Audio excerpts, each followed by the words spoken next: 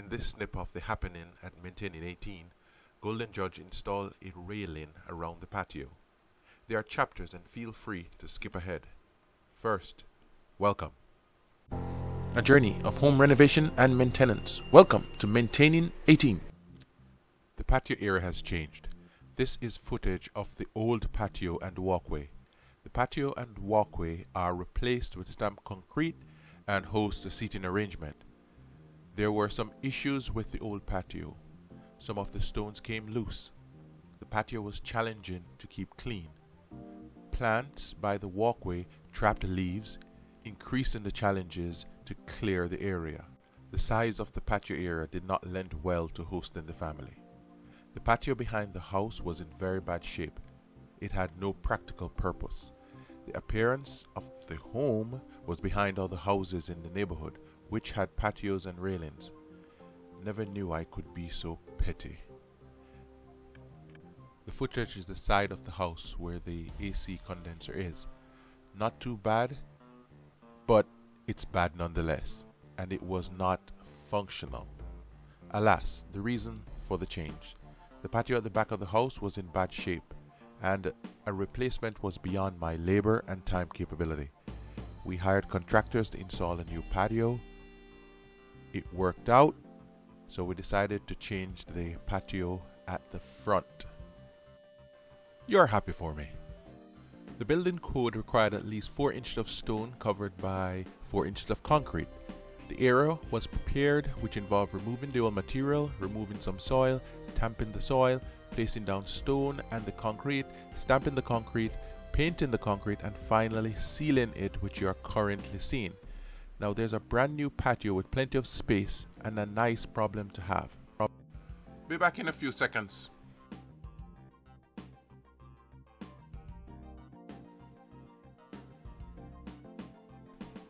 Here, Golden Judge is installing a railing for a polished look and crafting a comfy patio.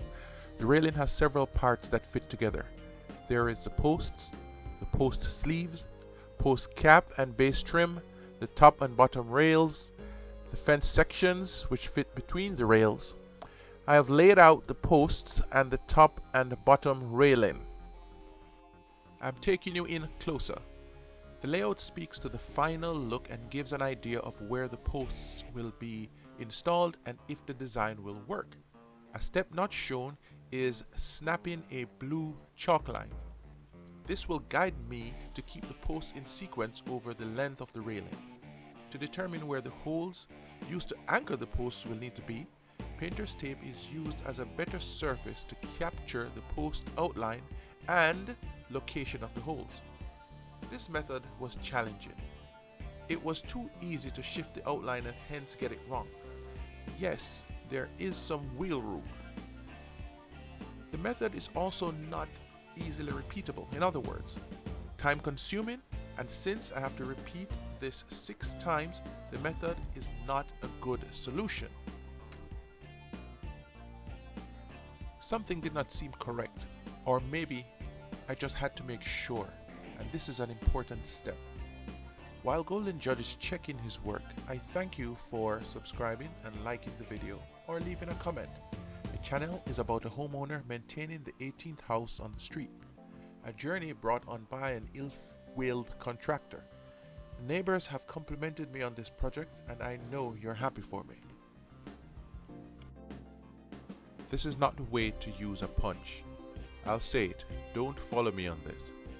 Actually, a punch is not necessary, and you'll get the opportunity to see why. Although I have to drill 4 holes at precise locations, there's a small room for error, which is not affected by a slight shift of the drill bit.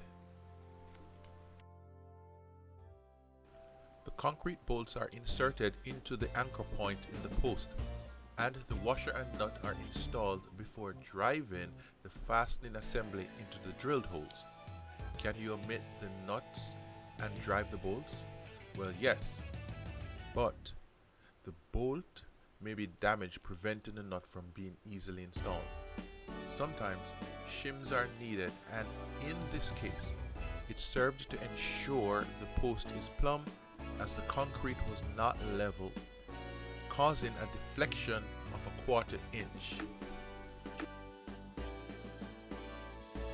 The nuts now have to be tightened to ensure the post is secure in place. I keep an eye on the plumb of the post as I tighten. It balances out and remains plumb in the end as long as the tightening is even. One of many breaks during the project. It was nightfall, and to speed things up at daybreak, Golden Judge made a template. Starting with a fully assembled post, an outline of the trim is taken. The post trim is then removed and the outline of the sleeve taken. The sleeve is removed and the location of the holes in the post is marked on the cardboard. The template is complete, and now the excess cardboard is removed and the holes cut out. To ensure the template is used consistently, one side is marked. To use the template to mark holes, the marked side is placed against the chalk line. To get the spacing correct, a rail is placed between the installed post sleeve and the template post sleeve mark. Of course, the where to drill holes of the template are tested by positioning it on the inverse post and checking for alignment of the sets of holes. A note, the template transferred flaws in the post. Some sides of the sleeve were bowed toward the center of the sleeve versus being straight and square. This may cause the post to be installed in a twisted manner. The posts have been installed except for one section which Golden Judge did later on. The top rails must be level. The patio is not level. It slopes from the house. From the furthermost posts, the difference between the post heights is 2 inches. Golden Judge used a laser level to install the rail support at its highest level. This part was a breeze. I slid the post sleeves and the base trim over the posts. Now a discussion on the rail assembly, which I did off camera. The round cylinders you see are pipes. They fit into the holes in the bottom and top rail. I assembled the rail horizontally on the patio using a technique where I placed 3 rail inserts, those black pipes, into the bottom and top rails. There's a bit of slack space, about 1 to 2 inches. And as I added inserts, I reduced the distance between the top and bottom railing, securing the installed rails while allowing space for the remaining inserts. The ratcheting strap is no longer in service for securing loads on my pickup. It's now used to secure the lid of the garbage cans from raccoons. Here it is being used to hold together railing, and in so doing, the railing is installed in one piece.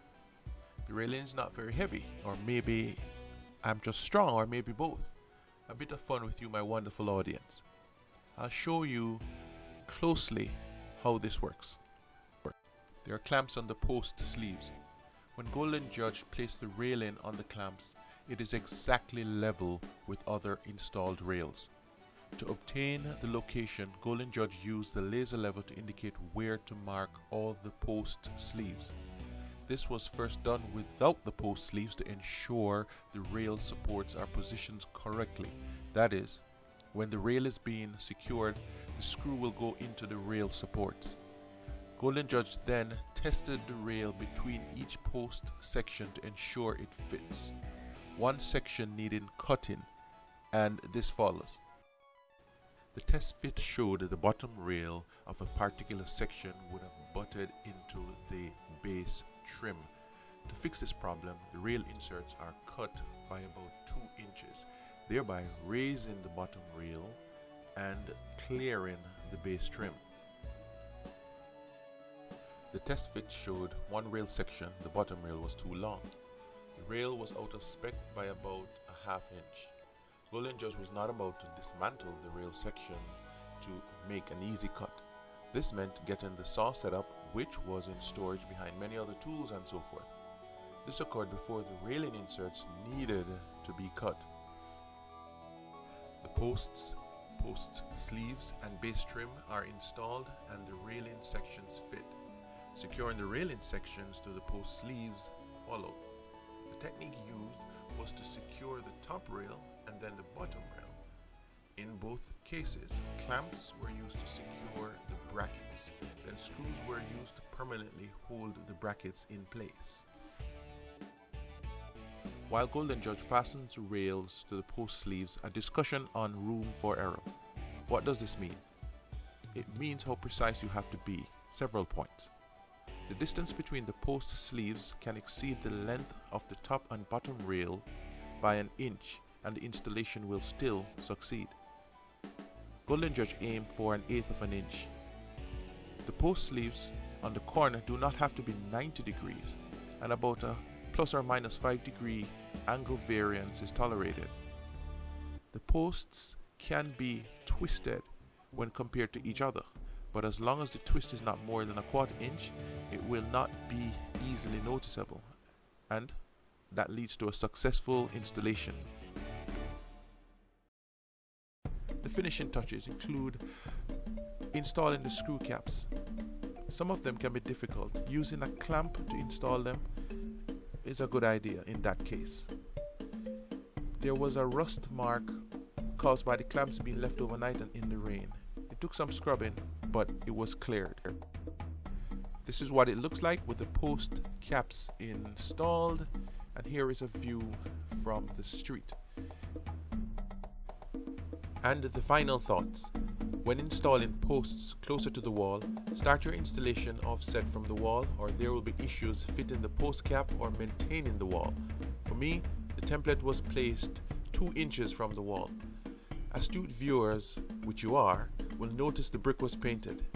The appearance of the home is greatly improved, and the functionality is as well. I recently hosted a friend on the patio for a short time while my wife completed her preparations. Thank you for watching and considering subscribing. The day is won.